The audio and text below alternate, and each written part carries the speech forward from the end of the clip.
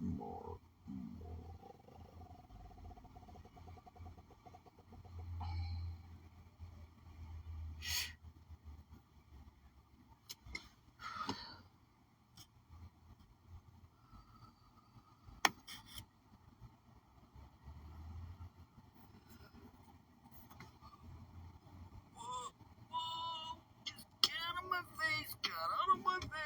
Oh my god, why? Why do you go? Okay, York. Oh, okay. So, I spent almost all the money I saved up for my vacation. There's Sadie. On getting my truck parts all together. And then, now I'm broke. And that's when I decided to leave. I ran out of money. Because, like, I'm going to call this, I think I'm going to call this my psychic road trip. Because the whole thing has been, first of all, I'm only going to Mount Shasta because last time I drove by there, I just couldn't stop staring at the mountain, and I told myself I was going to go back there, and I was like, go in the spring, and the spring passed, and, it's getting to be almost summer solstice now, and I was like, okay, you going to go or what, because, I just, I like to do the things I say I'm going to do, this is very un-Californian of me, but, yeah, that's the East Coast and coming out in me, I guess. Anyway, so one thing after another just kept popping up. It's the whole thing about when they say it's never going to be the perfect time to do anything. You always kind of have to leave half of the things that are a mess still and just fucking deal with it and just go. But I kept stopping and stopping and stopping because, I was nervous. I always get nervous before I go on the road just because, you're on a highway in a 20-ton truck. It's a little nerve-wracking. I was a little stressed out this whole time that I've been not working. I'm like, God, that vacation's so fucking stressful already. This vacation's stressful. I haven't gone anywhere yet. So stressed out for my vacation. Can't take it. And the whole time everything was getting louder and louder. The fireworks were getting closer and closer, and it was just like stress, stress, stress, stress, stress. Ah! And then I just kept getting the feeling like an accident was going to happen or something. And then there's a car, and there's almost accidents in front of my face every day for the last week. And then just before I finally got the right transmission filter, I'm screwing in the transmission filter. All the transmission fluid's falling off, and crash like right next to where we're parked in the AutoZone parking lot. And it's time to go. It is fucking time to go. Because I wanted to go see this noise show today in the city before I left, and then all of a sudden, a migraine is coming on this afternoon, and I'm just feeling like total shit. My whole body hurts from doing all these fucking repairs and shit. And so I took a shower, and I'm laying there watching my guilty pleasure, which is the haunting of with Kim Russo, because she's like the only person in that realm of TV shows or whatever that is really actually authentic. I think because she actually tries to help.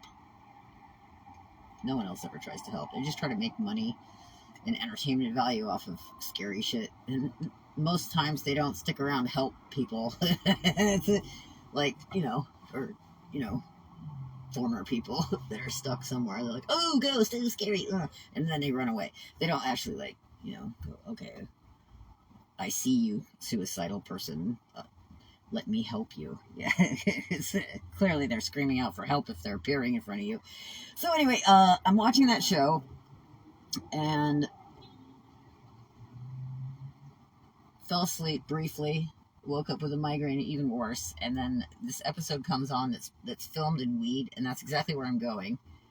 And when I went by Shasta last time, I stopped in Weed, stayed a night there, and took Sadie out for a walk, and I went to this where the train track, I just went across the street to these train tracks, and I was standing there with Sadie, and I just got this overwhelming feeling like something horrible happened right here. Like just blood, murder, something really gross and bloody happened right there, right? So I got all freaked out, and I kind of ran away, as you do. Because, I don't know, it just felt like I don't know, it just really freaked me out. So we ran away. Went to the hotel. And then left. And so I see this episode filmed in Weed with Wilson Phillips, I think is the person she's with, or the younger. I don't remember which one it was. And they're at this movie theater that was bought by this woman and turned into a recording studio. But before it was a movie theater, it used to be a mortuary. So yeah, it's got a lot of bad vibes in that building, or just unsettled, or, you know, just leftover death.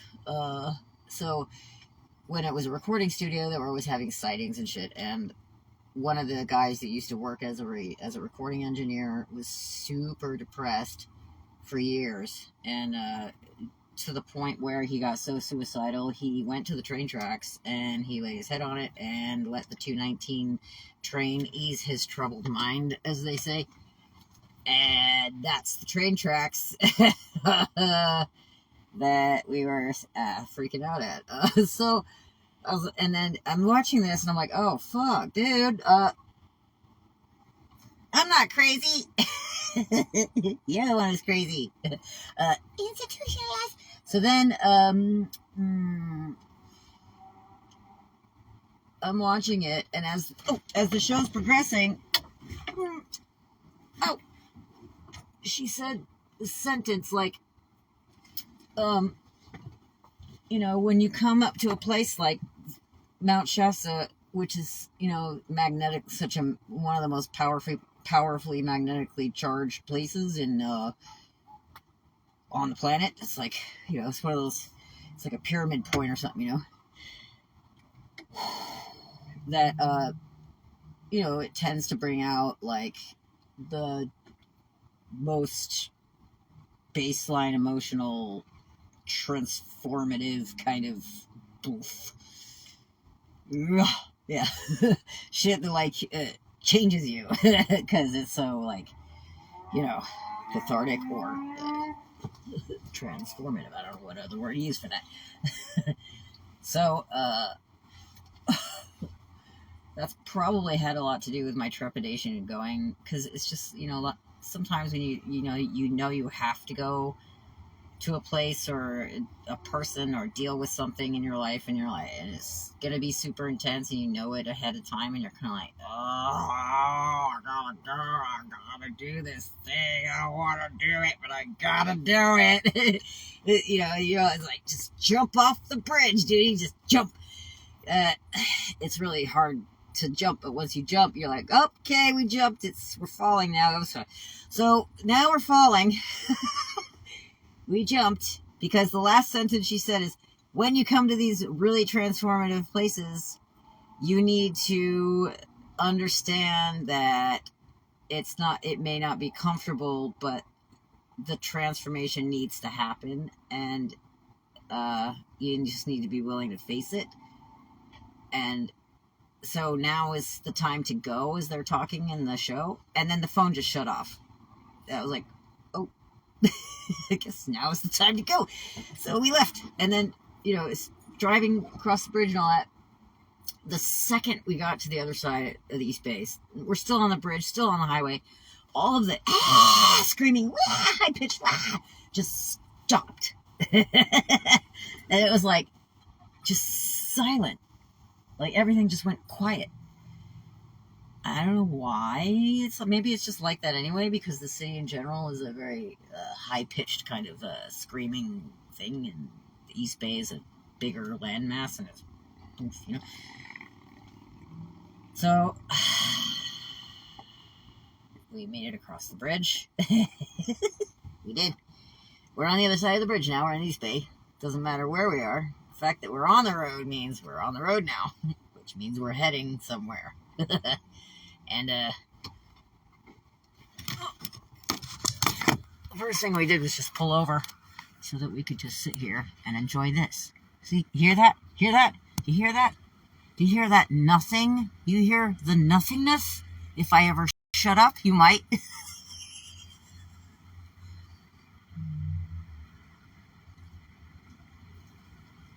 Yes, it's very quiet.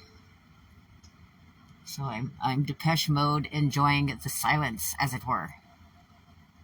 I'm already, and instantly, my headache has disappeared. My back stopped hurting. Like, all of the pain in my body just left as soon as the silence started. So, yeah. Psychic road trip.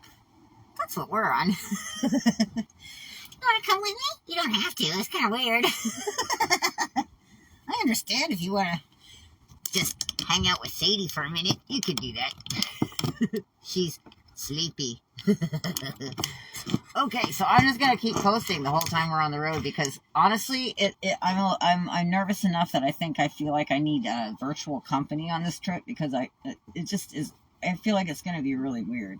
I just feel like weird shit's gonna happen, and I want to have it documented because it's probably gonna be really weird.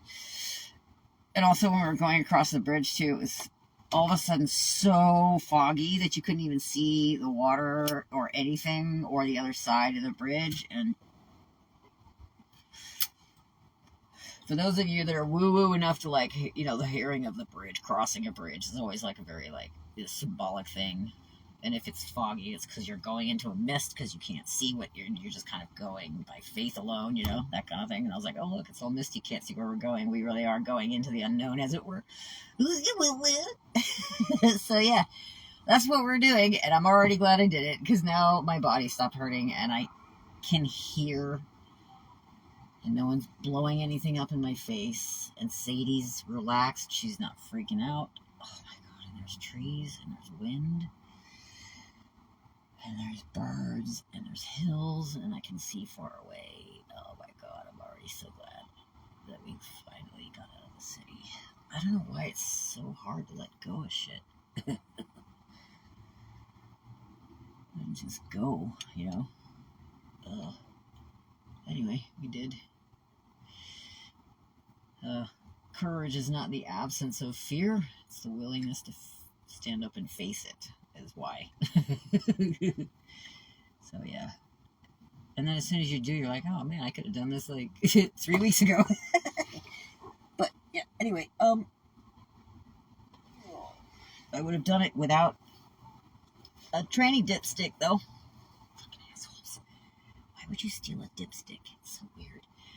Anyway, maybe I'll find one. Maybe I'll find like some picking parts kind of truck place out there in Stockton or some shit where I can just go get another dipstick off of another old truck because you can't exactly order shit for these really very easily, which is why everything has taken so long to get like parts and put in filters and blah blah blah.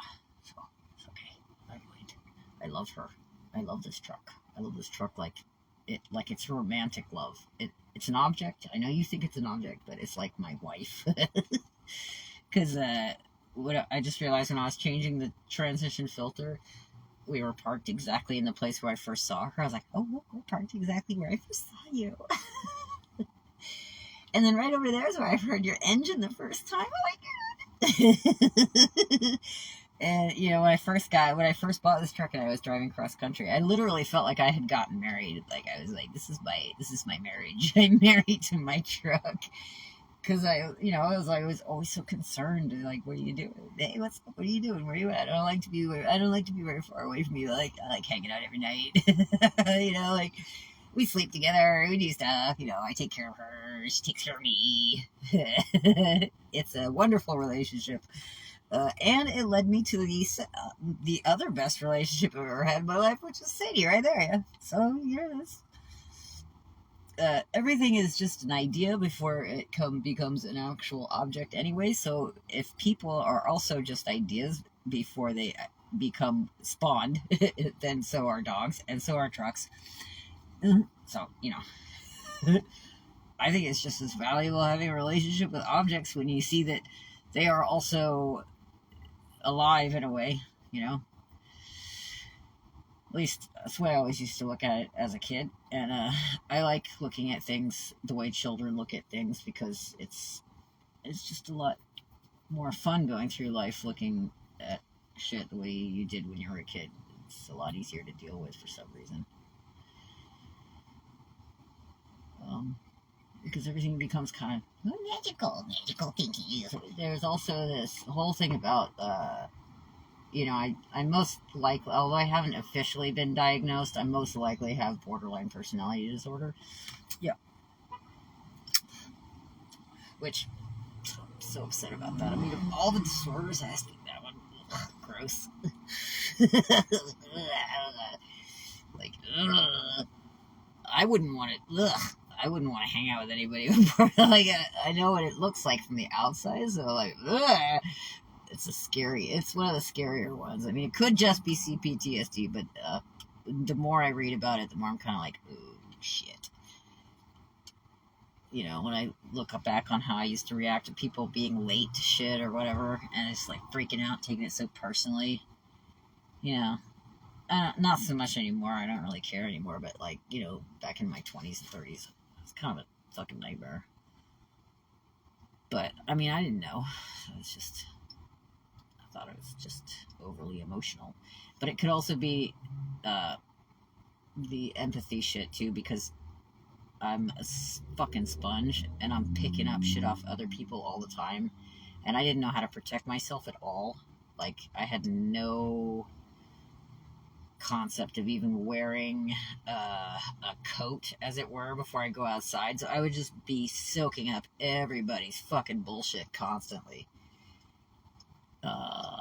And was working on about 30% of my own energy, and everything else was just everyone else's fucking bullshit.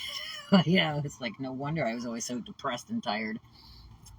So, I think a lot of it's kind of a weird crossover between what psychiatrists would call a disorder and what other people would call just being an empath and learning how to protect your energy, because when I do, I instantly feel better, and I didn't have to take some weird psychiatric drugs that make me fucking start having weird physical movements that I can't control, or drooling all over myself, or having Alzheimer's or any of that shit. So it could just be that. I don't know. It doesn't really matter. Anyway. It's neither here nor there. Which is exactly where we are right now. And I'm so happy. Oh my god. Oh god, thank fuck. I just kept feeling I was going to be murdered any second or something. It's such a horrible anxiety to have. That, like, dull roar of, like, and now it's just gone. It's like I'm swimming in the blue sea turtles. Okay. So, hey, what's up? Oh, it's so nice to see you. I haven't seen you in forever. So yeah, it's good. Thank you for joining me on my psychic road trip. So now that I know that guy's name, this is kind of a point of why I wanted to start saying this now, put the background story in here. Because, you know, if I now that I know the guy's name, and that's the reason I felt so weird on the train tracks, then I can actually maybe go help him. That would be really cool, because that, to me, especially given my own suicidal tendencies in life, I always seem to resonate with other suicidal people that did commit suicide, so I tend to, like, find them a lot easier, in terms of them knowing that I can feel them, you know, because we have the same frequency going on in there. So now that I know his name, I'm just gonna go over there and see if I can help him out, because I get it, you know. And yeah, after I do that kind of stuff, like releasing rituals, are honestly better than any drug I've ever done. So it's such an amazing feeling. That, and like when I've been at the bedside of people dying in hospitals, which has only happened maybe twice, it's also like such an incredible, it's like being hit by lightning with this energy that just poof, comes right through you. And like the last time I was telling this guy who had just had a heart attack in Ohio, and he was convulsing and having seizures even though he was in a coma. And I just went over and I whispered in his ear. I was like, don't worry. It's going to be beautiful over there. In fact, I'm jealous of you because I wish I could go right now. You're so lucky. And don't worry. I fed your cats. And, your daughter is 33. She can take care of herself now. It's okay for you to let go. And the whole time I was talking to, I was actually talking to because his family was there and I didn't really want them to hear what I was saying to him because they were really weirded out with, who the fuck is this weird girl? Like, so I kind of just was whispering all this shit in his ear, and he's totally stopped seizing the whole time I was saying all this to him. I was like, just let go, just go. And then as soon as I stood up from whispering in his ear, I had this rush of like, I almost started giggling at his bedside because it was like, and so I kind of ran out of the room because I didn't want to make them feel even weirder than they already did, like bawling and stuff, and then he started seizing again as soon as I stopped talking to him, and then he died about 6 hours later. And I feel him around a lot. I feel him around sometimes. He says hi and I say hi. It's cool. But yeah, it's really not anything to fear. And I think if I ever was so depressed that I did actually end up offing myself and I got stuck somewhere, like, I would want someone to help me too. So that's how I always look at it. I just see things from their perspective, like they're just people that are stuck and need some help.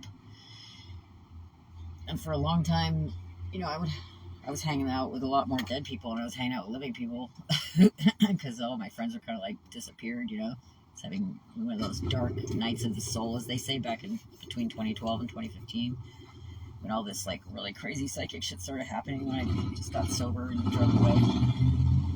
And, because I was so suicidal at the same time, I was like, I just didn't care about anything anymore.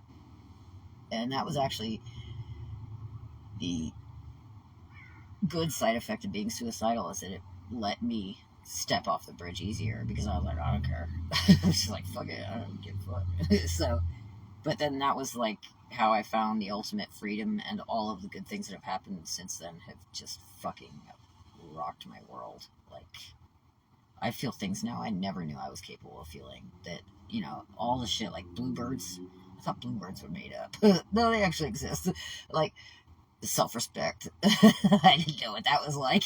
I didn't know what, self-esteem was. I mean, I just like, I didn't know how to have a boundary. Like, all kinds of things I had no clue. No fucking clue. I was just revolving in this fucking whirlwind of complaints all the time. And I just had no sense of like,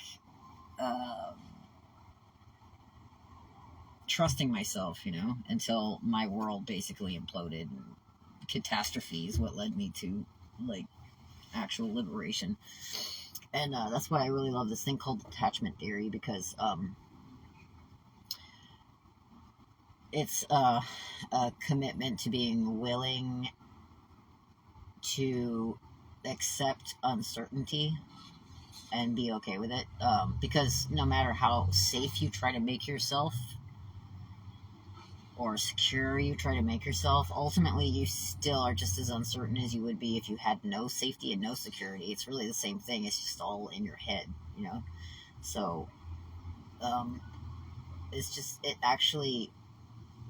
does something. It gives you like this bedrock of calm that you can just you walk around, you feel like you're kind of floating half the time, because you're like, shit that would normally like just trigger you or fucking freak you out or whatever, make you angry or this or that, as soon as something like that happens, you just tell yourself, I'm participating, I'm involved in the world, but I'm detached and I'm not gonna let that, and then it's like it's like boop, boop. It doesn't, and there's just this calm underneath there that doesn't get like fucked with by other people, especially if you're an empath, because you need that if you're an empath, because otherwise you'll get sucked up in other people's rabbit holes up the yin yang, and that's no fun. It's a thankless job.